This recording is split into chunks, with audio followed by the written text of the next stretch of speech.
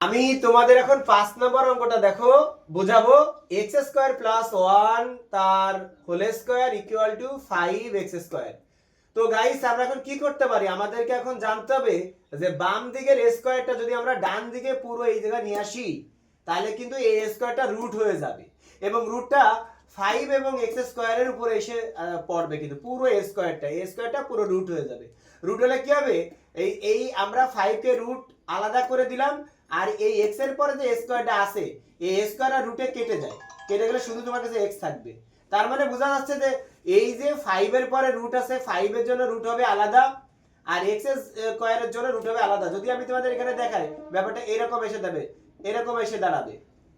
হ্যাঁ, ফলে কিন্তু এই জায়গায় এই রুট আর স্কয়ারে কেটে গেলে তোমার কাছে শুধু x থাকবে, কিন্তু 5 কে রুট আমি করব না। এরপরে কি করলাম দেখো, এখানে আমার কয়টা এক্স স্কয়ার আছে, দুইটা এক্স স্কয়ার আছে। তো দুইটা এক্স স্কয়ার যদি কখনো থাকে তখন আমাদের কি করতে হবে, একটা দিয়ে মানে এর অর্ধেক দিয়ে 3 বডির ভিতরে ভাগ করব। অর্থাৎ এই জায়গায় যে কয়টা এক্স থাকবে তার অর্ধেক দিয়ে 3 বডির ভিতরে ভাগ করব। তাহলে ভাগ করলে কি হয়, ভাগের সময় বিয়োগ, দুইটা এক্স থেকে একটা এক্স বিয়োগ করে দিলে তোমার কাছে একটা এক্স থাকবে। আর 1/x কে ভাগ করা যায় না, তার জন্য কি হলো 1/x স্কয়ার বসে গেল। আর এই x কে যদি তুমি ভাগ করো অথবা কেটে দাও তোমার কাছে √5 থাকবে। অর্থাৎ এই অঙ্কটাকে বারবার তুমি বাসায় করবা, দেখবে তোমার কাছে অঙ্ক সহজ হয়ে যাবে।